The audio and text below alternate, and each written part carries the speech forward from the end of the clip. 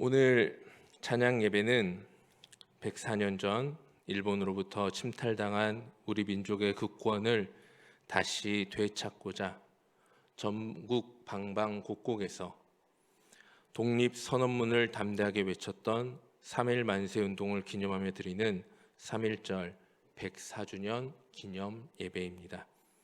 그리고 특별하게도 이번 3.1절 기념 예배는 예수 그리스도의 십자가의 고난을 깊이 묵상하며 드리는 사순절 첫 번째 주일에 드려지게 되었습니다. 이처럼 우리가 3.1절을 기념하며 기억하고 또한 매해 절기를 지정하여 사순절을 지키는 이유는 그 사건들을 기억하기 위함입니다. 일본의 식민 통치하에서 나라를 빼앗기고 깊은 어둠과 절망에 있던 이 땅에 참된 독립을 선언하기 위해 우리 선조들이 힘을 모아 만세를 외쳤던 3.1 운동을 기억하기 위해 이처럼 여전도회에서 기념 예배를 준비하여 드립니다.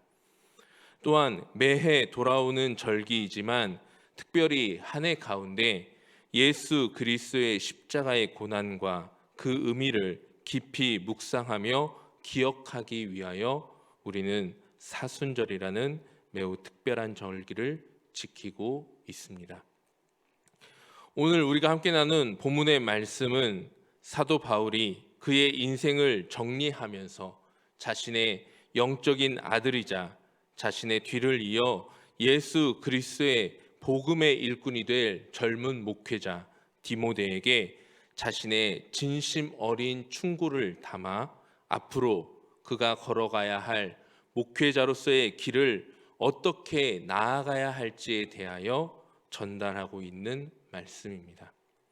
특별히 오늘 본문에서 바울은 그의 영적인 아들 디모데에게 내가 전한 복음대로 다윗의 씨로 죽은 자 가운데서 다시 살아나신 예수 그리스도를 기억하라라고 명령하고 있습니다. 바울이 전한 복음이 무엇이었습니까?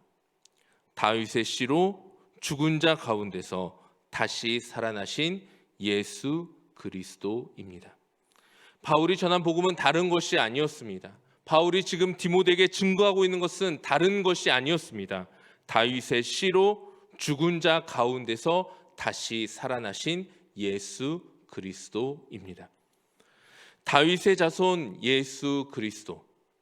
이 표현은 예수 그리스도의 인성을 상징하는 말로 구약에서 하나님이 계속해서 약속하여 주시고 예언하여 주셨던 메시아를 상징하는 단어입니다.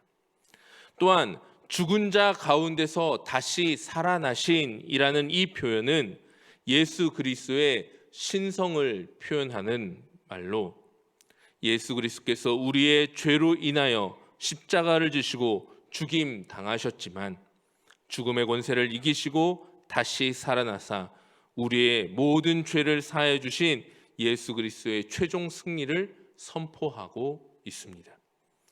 그리고 바울이 지금 그의 사랑하는 아들, 영적인 아들, 앞으로 자신의 대를 이어서 예수 그리스도의 그 복음을 증거해야 할 디모데에게 이 사실을 분명하게 선포하며 기억하라고 당부하는 이유는 이 복음을 기억해야만이 지금 바울이 당하고 있는 그리고 앞으로 바울의 길을 따라 걸어가면서 경험해야 할 디모데가 겪게 될 그 모든 고난의 순간 가운데 그가 승리할 수 있기 때문에 바울은 그토록 디모데에게 예수 그리스도를 기억하라라고 당부하고 있는 것입니다. 이 구절에 대하여 존 스토트는 다음과 같은 해석을 내놓고 있습니다. 사도는 이렇게 말하고 있는 듯하다. 그렇다면 디모데야, 너의 사역 속에서 내가 고통이나 낮아짐이나 고난이나 죽음을 피하고 싶은 유혹이 들 때 예수 그리스도를 기억하고 다시 한번 생각하라. 존 스토트는 이 구절에 대해서 바울의 이런 심경이 담겨져 있을 것이다라고 생각하며 주석을 이렇게 달았던 것입니다. 너의 사역 속에서 네가 고통이나 낮아짐이나 고난이나 죽음을 피하고 싶은 유혹이 들 때에 예수 그리스도를 기억하고 다시 한번 생각하라. 바울은 현재 자신의 육신은 비록 감옥에 억류되어 있으며 그동안 주의 복음을 증거하기 위하여 수많은 고통과 낮아짐, 고난과 죽음의 위기를 경험하였지만 계속하여 승리의 길을 걸어갈 수 있었던 그 원동력이 그 고난의 현장 속에서, 그 고통의 현장 속에서 자신이 계속해서 그 복음의 길을 걸어갈 수 있었던 그 원천의 힘이 바로 예수 그리스도를 기억하는 것에 있음을 말씀하여 주고 있는 것입니다. 그리고 3.1 운동을 준비하고 진행하였던 우리 믿음의 선조들도 동일한 마음으로 그 역사를 진행해 갔음을 알 수 있습니다. 3.1 운동에 대한 자료 가운데 다음과 같은 내용이 있어서 소개해 보고자 합니다. 3.1 만세 운동이 시작되고 난 직후 기독교인들에게 일종의 행동 강령과 같은 독립단 통고문이라는 문서가 돌려졌습니다. 그 내용은 다음과 같습니다. 우리 존경하고 고귀한 독립단 여러분들이여, 어떠한 일이든지 일본인을 모욕하지 말고 돌을 던지지 말며 주먹으로 때리지 말라. 이는 야만인이 하는 바니 독립의 주의를 손상할 뿐이니 행여 각각 주의할지며. 이제부터 잘 들어보시기 바랍니다. 신자는 매일 3차례 기도하되 일요일은 금식하며 매일 성경을 읽되 월요일은 이사야 10장, 화요일은 에레미야 12장, 수요일은 신명기 28장, 목요일은 야고보서 5장, 금요일은 이사야 59장, 토요일은 로마서 8장을 돌아가며 읽을 것이라. 그렇습니다. 우리 3.1 운동에 동참했던 믿음의 선배들은 나라와 민족을 위한 고귀한 사명을 감당하는 데 앞서 자신들의 힘과 노력만으로 진행하지 않았음을 우리는 이 내용을 통하여 알 수 있게 됩니다. 그들은 자신들의 모든 운동이 하나님의 말씀과 능력으로 진행되기를 간절히 소망하면서 매일 3차례씩 기도하였고 주일마다 금식하였으며 매일 하나님의 말씀인 성경을 읽으면서 하나님을 기억하는 마음으로 그 모든 일들을 진행해 나아갔습니다. 그리고 오늘 3.1절 기념 예배를 드리고 있는 우리도 우리의 삶의 자리 가운데 여러 환난과 고난이 몰려올 때마다, 우리의 삶의 현장 가운데 도저히 이해되지 않고 감당하기 힘든 여러 역경이 몰려올 때마다 우리에게 선포하여 주신, 우리에게 선포되어진 복음을 기억해야 합니다. 그 복음이 무엇입니까? 다윗의 씨로 죽은 자 가운데서 다시 살아나신 예수 그리스도를 기억하라. 이처럼 예수 그리스도를 기억하는 삶을 향하여 나아갈 때 바울은 그의 삶의 자리에서 깨달은 놀라운 복음의 능력을 디모데에게 전달하여 주고 있습니다. 우리 9절의 말씀을 같이 한번 보도록 합니다. 9절의 말씀 함께 한번 읽어봅니다. 복음으로 말미암아 내가 죄인과 같이 매이는 데까지 고난을 받았으나 하나님의 말씀은 매이지 아니하니라. 아멘. 바울이 경험한 복음의 능력은 아무리 자신이 죄인과 같이 매이고 고난을 받고 있지만 결단코 하나님의 말씀은 매이지 않으며 오히려 그 어떠한 상황이 몰려온다 할지라도 하나님의 말씀은 왕성히 전파된다라는 사실이었습니다. 여기 바울이 고백하고 있는 죄인과 같이라는 이 단어, 이 죄인이라는 단어는 성경에서 딱 한 번 동일하게 사용되어진 장소가 있는데 그것은 바로 예수님의 십자가 사건에서 예수님 양옆에 달렸던 죄수를 의미하는 단어입니다. 즉 바울은 지금 복음을 증거하는 일로 말미암아 자신이 지금 복음을 증거하다가 일반 죄수들과 같이 사슬에 매이고 옥에 갇혀 있지만 그 한정된 장소에서 자신의 몸은 얽매여 있지만 지금 그 감옥 안에서 바울이 경험하고 있는 일은 하나님의 능력, 하나님의 말씀은 절대로 매임당하지 않고 오히려 왕성하게 증거되어오고 있다. 더 멀리 퍼져 나아가고 있다. 이 사실을 지금 그 감옥 안에서 바울은 경험했던 것입니다. 그러기에 그는 힘겨운 옥살이 가운데에서도 그의 육신의 고난과 매임 가운데에서도 예수 그리스도를 기억하면서 그의 영적인 아들 디모데에게 이 사실을 분명하게 선포하고 있는 것입니다. 사랑하는 성도님들, 우리에게 찾아오는 고난과 우리의 여러 어려운 환경으로 인하여 우리가 매인 것 같은 답답한 상황이 일어날 수 있습니다. 도무지 이해되지 않는 역경, 내 뜻과 내 생각대로 풀려지지 않는 우리의 삶들, 도무지 내 계획대로 흘러가지 않는 우리의 인생, 여러 고난과 어려움이 마치 나에게만 몰려오고 있는 것 같은 그 두려운 상황 가운데에서도 변하지 않는 진리가 있는데 그것은 바로 하나님의 말씀과 그 능력은 절대로 매임당하지 않는다라는 사실입니다.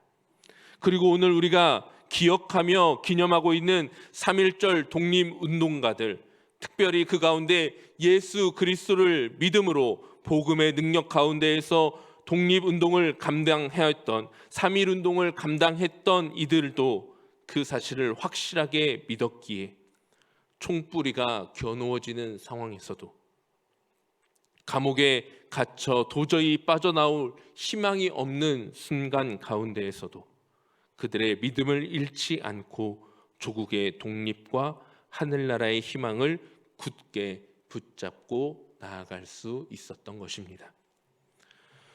유관순 열사와 함께 수감된 서대문 형문소의 8호실, 이 8호실은 매우 작은 방입니다. 이 방 안에 수많은 여성 독립운동가들이 갇혀 있었습니다.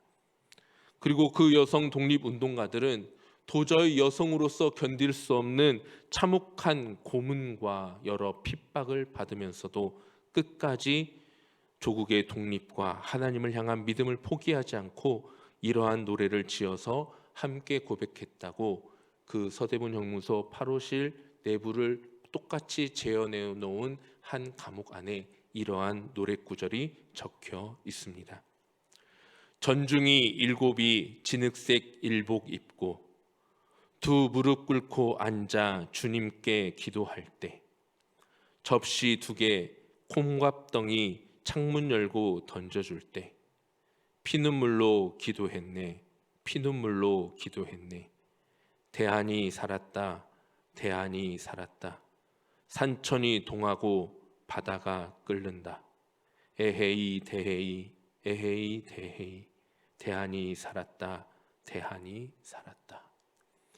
일본은 이들의 육신은 감옥에 가두었고 그들의 육신은 옥사에 매어 놓았을지 모르지만 그들이 외쳐 고백한 주님의 능력은 막을 수 없었고 자유와 독립을 향한 열망은 그 어떤 상황 속에서도 매이지 않고 그 힘을 펼쳐 이 땅에 독립의 역사를 이루어 냈습니다.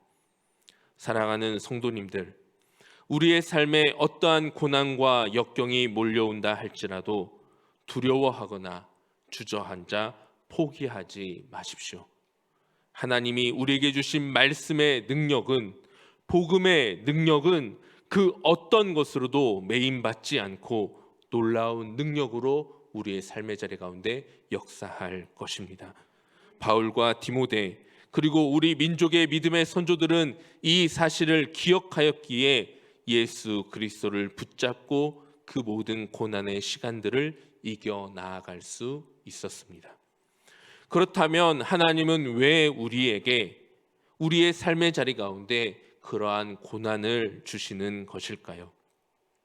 바울에게 임하였던 고난과 초대교회의 복음을 증거하기 위하여 당하였던 수많은 믿음의 선조들의 고난, 그리고 일제시대 우리 믿음의 선조들의 그 고통과 고난 속에서 그들이 믿음을 지켜 나아갔던 그 이유는 무엇이었을까요? 바울은 그 이유에 대하여 10절에서 다음과 같은 고백을 하고 있습니다. 10절의 말씀을 제가 읽어드립니다. 그러므로 내가 택함 받은 자들을 위하여 모든 것을 참음은 그들도 그리스도 예수 안에 있는 구원을 영원한 영광과 함께 받게 하려 함이라. 아멘. 그리스도 예수 안에 있는 구원을 영원한 영광과 함께 받게 하려 함이라. 바울은 예수 안에 있는 영원한 영광을 보았습니다. 바울이 그 모든 고난을 감내하며 나아갔던 이유는 예수 그리스도 안에 있는 영원한 영광을 보았기 때문입니다. 이 세상에 잠깐 누리고 끝낼 영광이 아니라 언젠가 사라지고 흩어질 안개와 같은 이 땅의 영광이 아니라 영원히 그 누구도 빼앗지 못하고 영원히 소멸되지도 않는 예수 안에 있는 영원한 영광을 받기 위하여 바울은 모든 것을 참으며 모든 것을 견디며 복음의 길을 걸어갔던 것입니다. 일제시대 우리 민족에게는 크게 두 종류의 사람이 이 땅 가운데 살고 있었던 것으로 보여집니다. 먼저 자신의 육신의 안위와 안녕을 위해 일본과 손을 잡았던 친일 세력들입니다. 그리고 나라와 민족의 주권을 빼앗긴 것에 가슴을 아파하며 목숨을 걸고 독립운동을 위해서 그 삶을 살아간 독립운동가들이 있습니다. 일제시대는 이 두 종류의 사람들이 살고 있었습니다. 일제 30년 친일 세력들의 권세는 하늘을 찔렀을 것입니다. 그들의 삶은 평탄해 보이는 것처럼 보여질 것입니다. 그에 비해 독립운동가들의 삶은 비루하고 고통스러우며 도저히 앞이 보이지 않는 답답한 모습으로 비추어졌습니다. 그 시간이 지나고 이 땅의 독립이 이루어졌습니다. 그 평가는 이제 완전히 뒤바뀌었습니다. 일제시대 일본과 손을 잡고 떵떵거리며 살아갔던 그 사람들, 그리고 그 독립을 위하여서 비루하고 고통스러운 삶을 살아갔던 사람들의 그 평가가 독립 이후 완전히 뒤바뀌었습니다. 친일 세력들은 대한민국이 멸망하지 않는 이상 영원히 치욕과 손가락질 받는 대상이 되었습니다. 그리고 독립운동가들은 이 대한민국이 멸망하지 않는 이상 영원히 칭송과 기념할 대상이 되었습니다. 이 땅의 역사를 살펴보면 모든 나라들은 세워지고 멸망하는 역사를 반복해오고 있기에 우리나라, 이 대한민국이 얼마나 지속될지 우리는 알 수 없습니다. 영원할 것 같지만 이 나라도 언젠가 멸망할 수 있기 때문입니다. 그러나 이 나라가 지속되는 한 이 친일 세력과 독립운동가의 평가는 계속해서 극명하게 나누어질 것입니다. 그러나 하나님의 나라는 이 땅의 나라와 다릅니다. 그 나라는 영원한 나라입니다. 그 나라는 멸망이 없는 영원함을 가지고 있습니다. 그러기에 그 나라에서 영광을 받는다면 영원한 영광이 될 것이요, 그 나라에서 치욕을 받는다면 영원한 치욕이 되는 것입니다. 사도 바울이 그토록 자신에게 닥쳐온 고난 가운데서 끝까지 예수 그리스도만을 기억하며 붙잡았던 이유는 단 하나, 그의 나라에서 영원한 영광을 받고 누리기 위함입니다. 그리고 바울은 이제 저와 여러분에게 도전합니다. 이 땅에 언젠가 사라질 영광을 위하여 몸부림치는 인생을 살겠느냐, 아니면 영원한 하나님의 나라, 그 영원한 영광에 너의 인생을 걸어 보겠느냐. 그 선택은 이제 우리의 몫입니다. 사도 바울과 같이, 디모데와 같이 예수 그리스도를 기억하며 영원한 영광 가운데 나아가는 저와 여러분의 삶이 되기를 간절히 소망합니다. 그러나 우리가 이러한 삶을 살아갈 결심을 굳건히 한다 할지라도 우리의 힘과 의지만으로는 그 결심을 유지할 수 없음을 우리는 너무나 잘 압니다. 우리의 연약함은 날마다 우리를 흔들어 놓습니다. 우리의 죄악됨은 날마다 영원한 영광보다는 이 땅의 영광에 더 많은 관심을 가지고 뜻을 기울여 나아가기 때문입니다. 그래서 바울은 우리의 연약함을 도우실 미쁘신 주님을 소개하고 있습니다. 11절에서 13절의 말씀을 제가 읽어드립니다. 미쁘다 이 말이여, 우리가 주와 함께 죽었으면 또한 함께 살 것이요, 참으면 또한 함께 왕 노릇할 것이요, 우리가 주를 부인하면 주도 우리를 부인하실 것이라. 우리는 미쁨이 없을지라도 주는 항상 미쁘시니 자기를 부인하실 수 없으시리라. 아멘. 미쁘다라는 이 말은 신뢰가 있다, 믿음직스럽다라는 뜻을 가지고 있는 단어입니다. 사도 바울이 미쁘다라고 외치며 당시 초대교회 찬송가의 일부로 알려진 가사를 인용하고 있습니다. 우리가 주와 함께 죽었으면 또한 함께 살 것이요, 참으면 또한 함께 왕 노릇하리라. 바울은 분명한 확신이 있었습니다.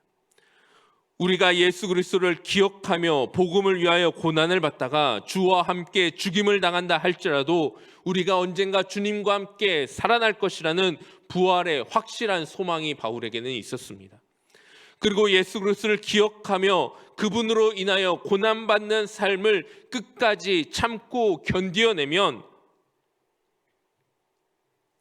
저 영원한 영광이 있는 하나님 나라에서 주님과 함께 왕 노릇할 것이다라는 확신이 있었습니다. 그러기에 그는 자신에게 몰려오는 고난 속에서도 담대할 수 있었고, 자신을 얽매이는 감옥과 사슬 속에서도 자유함을 누릴 수 있었습니다. 그리고 이러한 바울의 놀라운 믿음은 바울이 노력하여 얻고 누리는 믿음이 아니라 주님께서 베풀어 주신 믿음의 결과임을 바울은 고백합니다. 13절을 다시 한번 읽어드립니다. 우리는 미쁨이 없을지라도 주는 항상 미쁘시니 자기를 부인하실 수 없으시리라. 아멘. 우리는 우리는 하나도 믿음직스럽지 못하지만 우리 예수 그리스도, 우리 주님께서는 항상 언제나 믿음직스러우시니 신실하시니 그분의 능력으로 말미암아, 그 미쁘심으로 말미암아 예수님 자신을 부인할 수 없는 상태로 우리들을 이끌어 주십니다. 사랑하는 성도님들, 오늘 저와 여러분이 기억하고 바라보아야 하는 사실이 바로 이것입니다. 바울이 디모데에게 그토록 분명하게 전달하고 있는 복음, 3.1 운동을 하던 우리 믿음의 선조들이 그토록 분명하게 붙잡고 나아갔던 복음, 다윗의 시로 죽은 자 가운데서 다시 살아나신 예수 그리스도를 기억하라. 우리가 우리의 인생에서 예수 그리스도를 기억할 수 있다면 그 어떤 고난과 역경이 몰려온다 할지라도 영원한 하나님 나라를 붙잡을 수 있습니다. 그리고 그 놀라운 믿음도 결국 나의 의지가 아닌 미쁘시고 의로우신 신실하신 우리 주님의 선물임을 기억하시기 바랍니다. 오늘 우리의 영원한 능력 되시는 미쁘신 주님을 기억하시기 바랍니다. 그 미쁘신 주님이 저와 여러분의 복음의 능력이 되어 주십니다. 오늘 이 복음의 능력이 저와 여러분의 삶을 온전히 다스리는 은혜가 함께하기를 우리 주님의 이름으로 축원합니다.